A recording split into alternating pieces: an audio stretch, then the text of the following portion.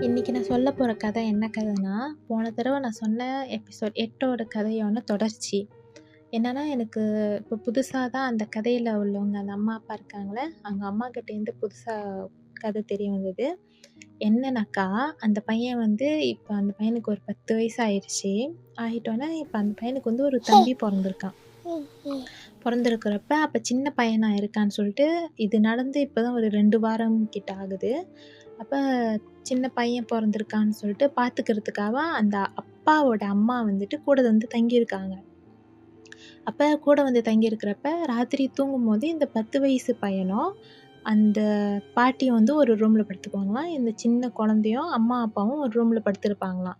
அப்ப இந்த மாரி இருக்கிறப்ப, ஒரு நாள் வந்து காலையில 6 மணிக்கு ஆ அந்த பாட்டி வந்து ரொம்ப சாமி பக்தி உள்ளவங்க. ரொம்ப சாமி கும்பிடுவாங்க.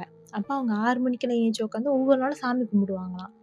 மந்திரம்லாம் படிச்சுக்கிட்டு அந்த மாரி கும்பிடுவாங்க. கும்பிட்டுக்கிட்டு இருக்கிறப்போ, அவங்களுக்கு வந்து சத்தம் கேட்டுருக்கு. யாரோ கதவு தொறந்து, ஜாமான்லாம் நவுத்தி கிளம்பிக்கிட்டு இருப்பாங்கல்ல.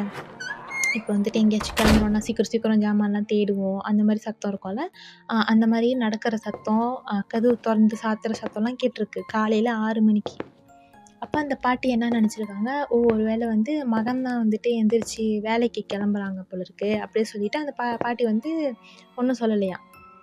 அவங்க சாமி கும்பிட்டுட்டு, அதுக்கப்புறம் அவங்க போய் வேலையெல்லாம் செய்ய தொடங்க ஆரம்பிச்சுட்டாங்க. அப்பதான் அவங்க பார்த்துருக்காங்க, அவங்க மகன் வந்துட்டு அன்னைக்கு லீவாம் 8 மணிக்கு தான் எந்திரிச்சு வந்தாங்களாம். அப்ப அந்த பாட்டி சொன்னாங்களாம், "ஏய்! நீ காலையிலயே எந்திரிச்சு வேலைக்கு போலையா? காலையில என்ன ஜாமான் தேடிக்கிட்டு இருந்த? ஜாமான் நவுத்துற சத்தம்லாம் கேட்டுச்சு. நடக்கிற காலு வேக வேகமா நடக்கிற மாரிலாம் கேட்டுச்சு. ஏதாச்சும் காணோமா?" அப்படின்னு சொல்லிட்டு அந்த பாட்டி கேட்டுருக்காங்க. அப்பந்தான் அவங்க மகன் சொன்னாங்களாம், "இல்லையே! நான் எங்கேயுமே கிளம்பலையேம்மா. நான் இப்ப தானம்மா தூங்கி எந்திரிச்சு வரேன். நான் எங்கேயும் போலயே!" அப்படி சொல்லிட்டு மகன் சொன்னோனே பாட்டிக்கு தூக்கி புடிச்சான். அப்ப கேட்டாங்களாம், ஒருவேள அவங்க அந்த அம்மா அந்த மருமக இருக்காங்கல்ல, அவங்க எந்திரிச்சு நடந்தாங்க. அவங்களும் எந்திரிக்கல. அப்ப யாரு தான் எந்திரிச்சு நடந்தா? ஏன்னா, அந்த 10 வயசு பையனும் அந்த பாட்டி கூடயே தான் ராத்திரி ஃபுல்லா படுத்திருந்திருக்கான். அப்ப அந்த பாட்டி நெனச்சாங்களாம், ஒருவேள நம்ம தான் தவறுதலா கேட்டுட்டோம் போல இருக்கு அப்படின்னு நெனச்சுக்கிட்டு அவங்க பேசாம விட்டுட்டாங்களாம். அப்போ ஒரு நாள் வந்து வீட்டுக்கு வந்து அந்த அப்பா இருக்கார்ல, அந்த அப்பாவோட தங்கச்சி கூட வந்து தங்கி இருந்திருக்காங்க. பேபிலாம் வந்து பார்த்துட்டு போலான்னு சொல்லிட்டு ஒரு நாள் தங்குனாங்களாம். அப்படி தங்குறப்போ, அவங்க இன்னொரு ரூம்ல இருக்கிறப்ப, அவங்களுக்கும் இந்த மாரி விடிய காலையில 6 மணிக்கு சத்தம் கேட்டுருக்கு. ஜாமான் நவுத்துற மாரி, யாரோ நடந்துட்டு போய்க்கிட்டு வந்து இருக்கிற மாரி. அவங்க என்ன நெனச்சுட்டாங்க, ஒரு வேளை எல்லாரும் என்னமோ காலையிலயே எந்திரிச்சுட்டாங்க போல இருக்குன்னு நெனச்சுட்டு, அவங்க கதவு தொறந்துட்டாங்க.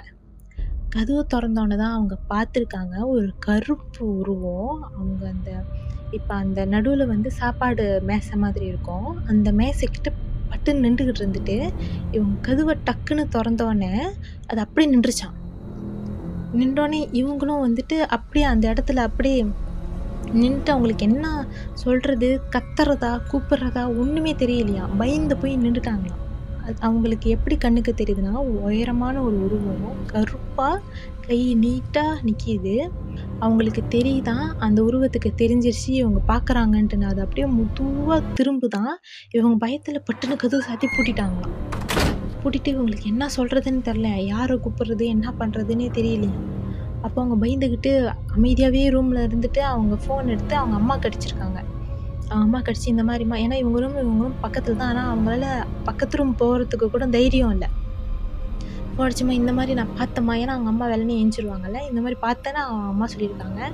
"நீயும் பார்த்துட்டியா? நானும் இப்ப தான் பார்த்தேன். நான் நீன்னு நெனச்சுட்டு தான் கதவு தொறந்துட்டேன். நானும் பார்த்தேன். பரவால்ல ஒண்ணும் பிரச்சனை இல்ல. நீ அங்கேயே இரு. நம்ம கொஞ்ச நேரத்துல வெளிய ஆவோம்ன்னு" சொல்லிட்டு ஒரு 7 மணி அந்த மாரி ஆனோனே, கொஞ்சம் விடிய ஆரம்பிச்சோனே, அப்புறம் தான் கதவு தொறந்துருக்காங்க. அம்மா அம்மா வந்து அ அந்த மகக்கிட்ட சொல்லியிருக்காங்க. இந்த மாரி என்னமோ பிரச்சனை இருக்கு. முன்ன மாரி ஆரம்பிச்சிருச்சா என்னன்னு தெரியல. நம்ம போயிட்டு சாமியார் யாராச்சும் பார்க்கணும்னு சொல்லிட்டு மகன்கிட்டலாம் சொல்லி, திருப்பியும் அந்த சாமியாரு முன்ன உதவி செஞ்சார்ல, அவருகிட்ட போய் கேட்டப்ப தான், அப்பதான் அவரு சொன்னாராம், அது என்னான்னா, பேர பையன அதால எடுக்க முடியலன்னு சொல்லிட்டு, 2வது பேர பையனுக்காக வந்திருக்கு. அவரு சொல்லியிருக்காரு, அந்த பையன காப்பாத்துறதுக்கு நம்ம முன்ன எப்படி செஞ்சோமோ, அதே மாரி செய்யணும் அப்படி சொல்லியிருக்காரு. இப்ப அடுத்து வந்து அவங்க அத தான் செய்ய போறாங்க அப்படின்னு சொல்லிட்டு அவங்க அந்த கதைய சொன்னாங்க. இன்கேஸ் உங்களோட ஸ்டோரியும் நீங்க திகில் நேரத்துல வரணும்னு நெனச்சீங்கன்னா, உங்க ஸ்டோரிய வந்து நீங்க டிஸ்கிரிப்ஷன்ல இருக்கிற இமெயில்ல ஷேர் பண்ணீங்கன்னா, நான் உங்க ஸ்டோரிய வந்து இங்க நரேட் பண்ணுவேன். Thank you.